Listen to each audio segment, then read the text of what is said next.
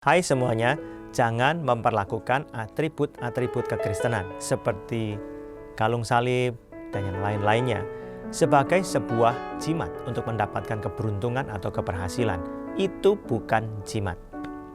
Coba kita lihat perilaku seperti ini dalam 1 Samuel pasal yang keempat, ayat yang ketiga.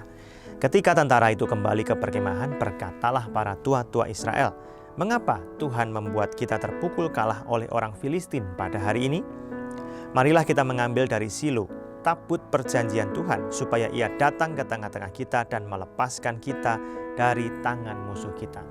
Tabut perjanjian itu menggambarkan atau melambangkan kehadiran Tuhan, penyertaan Tuhan, pertolongan Tuhan, berkat Tuhan dalam kehidupan umat Tuhan. Tetapi kita ingat, tabut perjanjian itu adalah benda biasa. Yang penting bukan bendanya, meskipun tetap kita harus menghormati Tuhan ya, dengan menghormati benda yang menggambarkan kehadiran Tuhan tadi. Tetapi yang terpenting adalah kuasa dan kehadiran Tuhan sendiri yang dilambangkan oleh tabut itu. Ketika bangsa Israel berperang melawan orang Filistin, mereka kalah. Kenapa? Karena mereka tidak disertai Tuhan. Tuhan tidak memberkati mereka. Kenapa? Karena hidup mereka ada dalam jalan yang melawan Tuhan. Mereka melawan Tuhan kok nggak taat kepada Tuhan, kok minta disertai Tuhan, minta dibantu Tuhan, kan aneh. Bahkan imam-imam yang bernama Hofni dan Pinehas pada waktu itu hidupnya berlawanan dengan nilai-nilai moral firman Tuhan.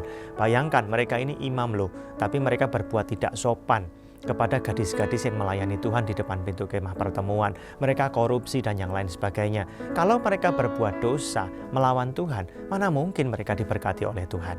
Saudara, tetapi tua-tua Israel punya pikiran bahwa ketika mereka membawa tabut perjanjian Tuhan ke tengah-tengah mereka di medan peperangan, maka itu sama dengan Tuhan menyertai, Tuhan merestui mereka. Coba lihat, mereka memperlakukan tabut perjanjian Tuhan, atribut ya kerohanian ini seperti sebuah jimat. Kenyataannya mereka kalah dalam pertempuran dan kedua anak Imam Eli, Hofni dan Pinehas tewas dalam medan peperangan. Dua imam itu.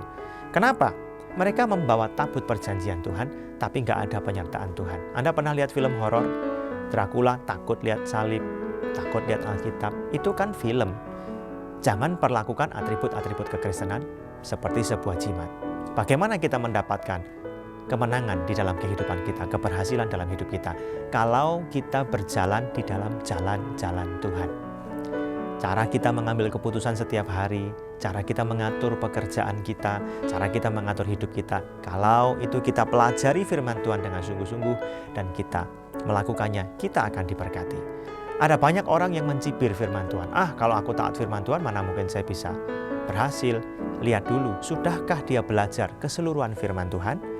Kalau cuma jadi orang jujur, mana mungkin dia bisa sukses. Jujur tapi nggak berhikmat, ya kacau juga. Alkitab mengajari kita banyak kualitas kerohanian yang harus kita miliki supaya kita berhasil.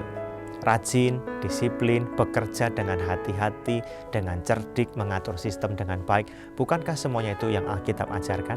Jika kita taat pada firman Tuhan dengan sungguh-sungguh, Tuhan pasti menolong kita untuk mengalami keberhasilan, kemenangan, dan bahkan memberi kita keberuntungan.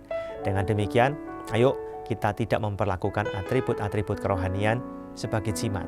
Tapi kita tahu bahwa yang terpenting adalah penyertaan Tuhan dalam hidup kita ketika kita sungguh-sungguh hidup di dalam ketaatan pada firman-Nya. Tuhan memberkati.